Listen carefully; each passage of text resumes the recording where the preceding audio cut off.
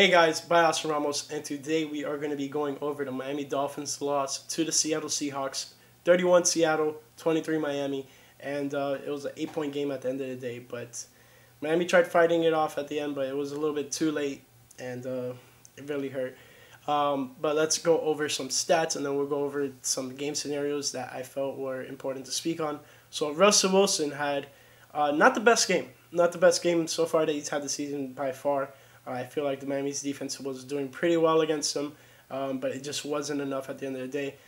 24 completions for 34 attempts, 360 total yards, and 2 touchdowns and 1 interception. That interception going to Xavier Howard. And then he was sacked twice for a loss of 17 total yards. Then we look at Fitzpatrick. He had 29 carries for 29 completions for 45 attempts, my bad, for 315 yards. And 2 interceptions, no touchdowns, at least throwing, and then 1 sack for a loss of 3 yards. So Fitzpatrick didn't have a horrible game, but obviously those interceptions do make a difference down the line. Chris Carson was a leading rusher for Seattle, and he was kind of like on the fence. He was doubtful to play, but he muscled it out, and he had a decent game. And I'm a little bit happy about it because I have him on fantasy, but like, besides that, I mean, he was the main catalyst for Seattle's offense today, besides Russell Wilson, obviously.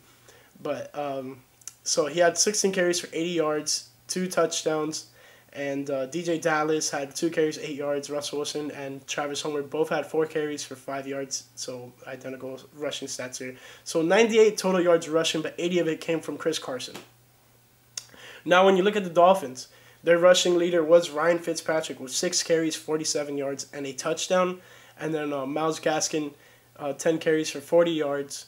And then Matt Breida, 3 carries, 9 yards. Lynn Bolden Jr. had 1 carry for 5 yards. And Jordan Howard had 2 carries for 2 yards.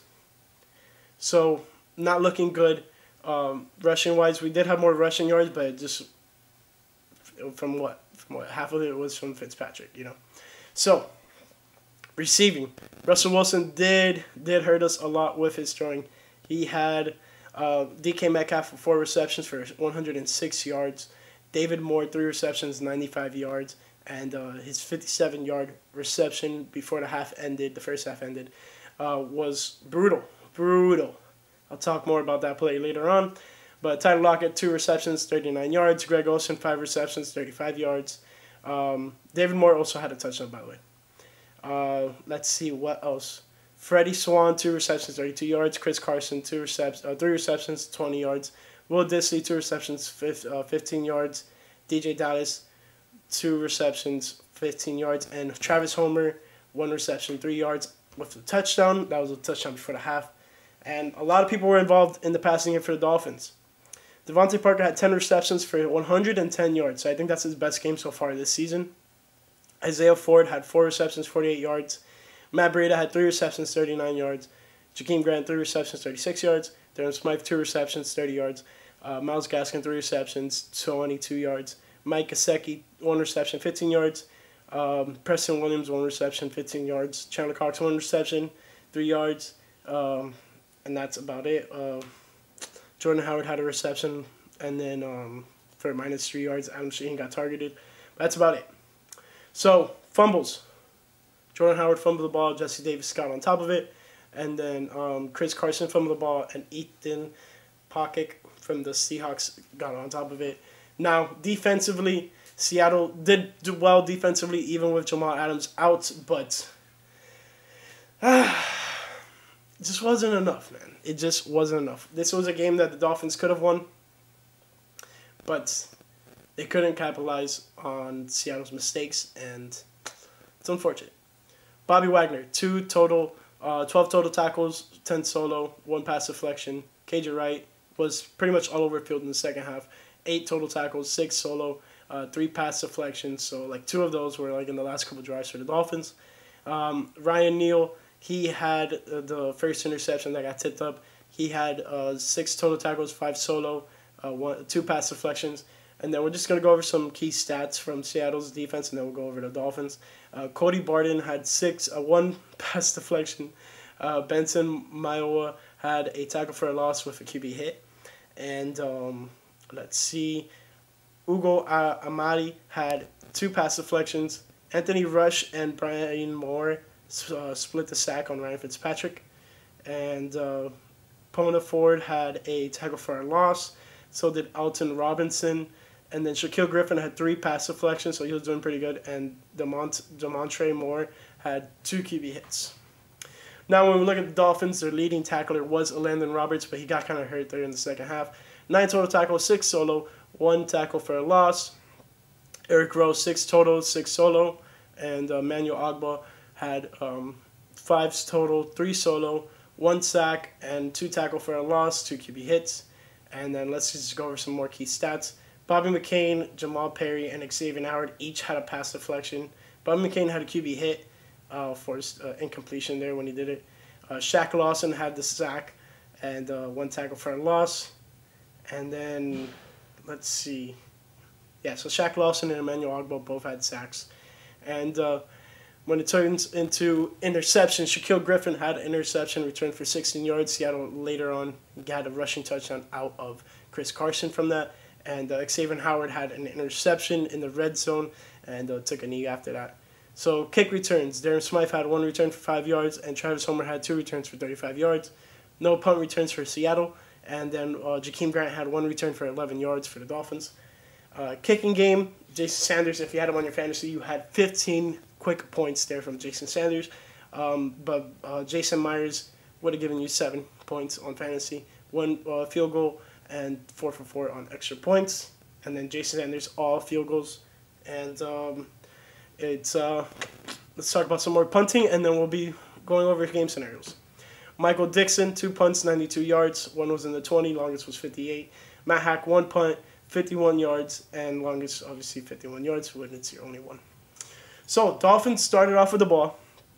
Seattle deferred on the coin flick, so they did not get the ball in the first half to start off. But they basically did, because Ryan Fitzpatrick threw an interception.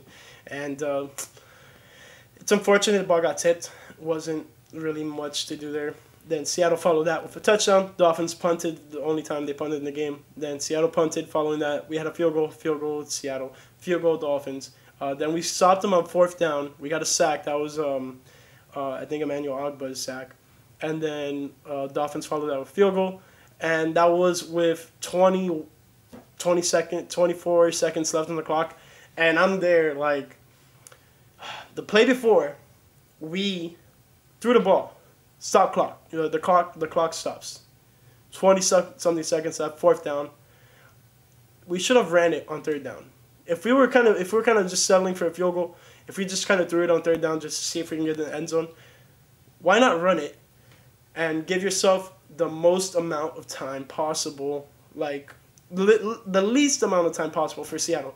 Because in those 20 seconds, they drove down the field because of one silly mistake. And it's not me bashing on Noah Igbenogany. He's a rookie. He'll grow and learn from this. But that 100% was on Noah Igbenogany. He bit on Russell Wilson's escaping the pocket, and then he just throws it right over him. And 57 yards gained by David Moore. And it hurts the Dolphins insanely because at that point, it was a 1-point game, 10-9. Seattle's up by 1. Going into the half, Seattle's up 17-9, and they get the ball at the half. So, but it didn't come back to hurt us so much because that's when Xavier Howard got that interception. But we're not going to win games only kicking field goals. We can only do that probably against the Jets because last year we almost beat them when we kicked only field goals. All right, so we can't afford that. We need to get the ball in the end zone, and it doesn't always have to be Ryan Fitzpatrick rushing the ball in. So it is what it is. So second half. Starts off with interception for Seattle. Well, it doesn't start off. They drive down the field in the red zone, interception. Dolphins follow up a field goal. Seattle punts. Dolphins field goal. Seattle touchdown. Dolphins interception. Seattle touchdown 2 plays later. And then touchdown Miami. And then end of the game. We, at first watching it, I thought they came up short.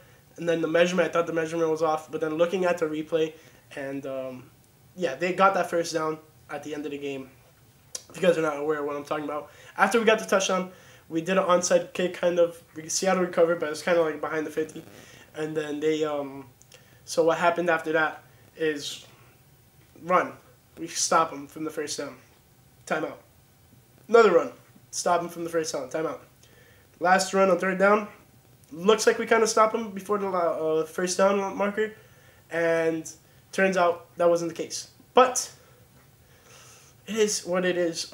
Can't really do much about it. It's a tough call, but there was such a big pile there. It could have gone either way. But yeah, if obviously we stop them there, we have a chance. We have a chance. I'm not saying we win the game, but we have a chance to tie up the game with a touchdown and a 2-point conversion because we're down 8. But it's a lot to overcome when all we're scoring is field goals, and the last drive we scored a touchdown.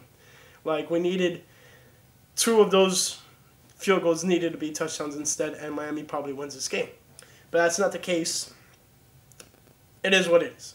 So that puts the Dolphins at 1-3, and Seattle is now 4-0, and that is Miami 1-3, third in the division, and could have definitely helped to have this win and compete in this division, but this is very, very tough for us to face this early on in the season, being 1-3. And then the next 4 to 5 games don't help. 49ers, Broncos is a whatever game we could probably win, but if Drew Lock is there, it's going to be harder for us to win that game. Chargers, they look pretty good against the Buccaneers today. They ended up losing, but they look pretty good. Rams, hard game. Cardinals, hard game. And then we get the cupcake games with the Jets and the Bengals, but the Bengals are pretty legit. Then we got the Chiefs, Patriots, Raiders, and Bills. So the schedule is nothing but hard. Let's be real. The only 2 games that are easy are going to be the Jets games. So Miami could have a really bad year, and if things continue this way. I saw people clamoring for Tua. I don't think that's the time just yet. Fitzpatrick is playing good ball. I wouldn't say he's playing the best ball. Obviously, throwing 2 interceptions and no touchdowns, that's not great at all. But who knows what happens if we put 2 in there. So it's just got to feel out the situation, but it is what it is. Nonetheless, Miami plays at the San Francisco 49ers next week, 4:05 p.m. on Fox Eastern Standard Time, and that is October 11th. So be on the lookout for that game. But besides that, Dolphins did what they could. They couldn't muster up the win, but they came close. They fought. So this is the thing about this team. We keep competing in games, but we're not winning them. We need to turn these competitive games into wins. So we're there. We're scratching. We're there, but it's not enough. We played a very good team in the Seattle Seahawks, given if it was probably almost any other team in the NFL, except for an exception of like 4 of them maybe. This could have been a win for the Dolphins. So just give it up to the Dolphins for fighting and doing a good game, but obviously you're not going to win when you only kick field goals. So looking forward into next week, we got to secure the ball and not only kick field goal. We need to get in the end zone. A winning team gets in the end zone, and that's what the Dolphins did not do today, and it's unfortunate. But we'll be back next week against San Francisco 49ers. It's going to be a tough game, but San Francisco's a little bit down on their luck right now. Lots of injuries there, but don't discredit them. Next man up mentality. Right now, I think they're going to play Sunday Night Football against Philadelphia Eagles. So we'll see what happens there. I'll talk more about that in the next video for the preview video. But nonetheless, Dolphins lost 1-3 on the season. It's unfortunate. But for all that being said, I hope you guys enjoyed the video. And if you did, please give a nice thumbs up. Don't forget to subscribe and click the post notification bell option if you haven't done it yet. And follow me on Twitter and Instagram @ByAustinRamos. And I will see you guys in the next one. Fins up.